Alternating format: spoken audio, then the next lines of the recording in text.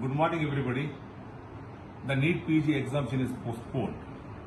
I, as the Vice Chancellor of Rajiv Gandhi University of Health Sciences, Karnataka, understand the plight of the students when the examination is postponed in the last minute. But this was inevitable. Doubts have been raised about the credibility of NEET UG examination. NET was postponed due to similar allegations. In such a situation, the government of India has taken a tough and prudent stand to postpone the PG NEET examination, and it has also entrusted the CBI to look into the allegations about the malpractices in the NEET UG examination also. I know this will cause despair to the students, especially to the hardworking, honest students, but this is inevitable.